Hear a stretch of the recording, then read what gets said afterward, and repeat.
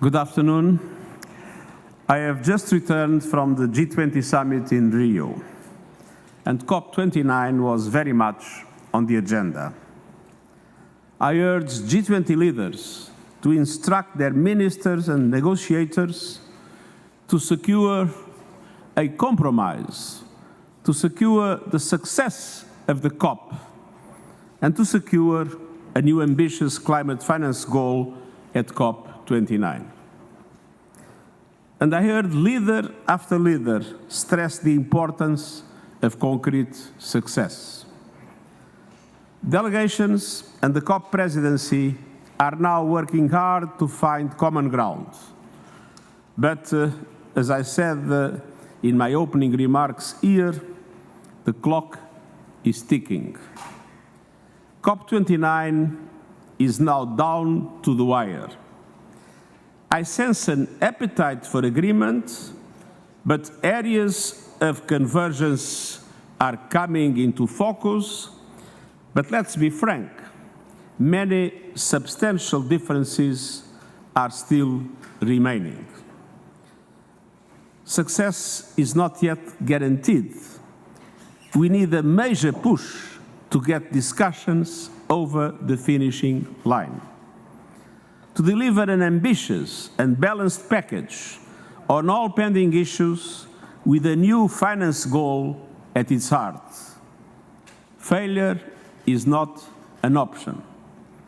It might jeopardize both near-term action and ambition in the preparation of the new national climate action plans, with potential devastating impacts as irreversible tipping points are getting closer.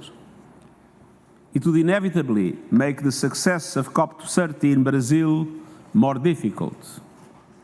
And so, allow me to repeat, what we need is clear: agreement on an ambitious new climate finance goal in Baku in the context of a balanced set of decisions. Through its different components, that goal must mobilize the finance developing countries need, and the surge of finance is indeed essential. Essential to ensure all parties can deliver new national action plans aligned with 1.5 degrees as they must, the new NDCs. To give every government the chance to reap the benefits of clean, cheap renewables and a just energy transition, simultaneously accelerating the reduction of emissions, and to enable all countries to protect themselves and their people from climate disaster. The central role of adaptation is always recognized. On the other hand, a success is important to build trust between nations. International cooperation centered on the Paris Agreement is indispensable to climate action. Amidst geopolitical divisions and uncertainties, the world needs countries to come together here in Baku. And so I appeal directly to ministers and negotiators: soften hard lines, navigate the path through your differences, and keep your eyes on the bigger picture. Never forget what it is at stake. This is a COP to deliver justice in the face of climate catastrophe, to help move us closer to secure a decent world for all humanity. This is not a zero-sum game, and finance is not a handout. It is an investment against the devastation that unchecked climate chaos will inflict on us all. It is a down payment on a safer, more prosperous future for every nation on Earth. And so we must make progress, and we must use the progress we already made to build upon.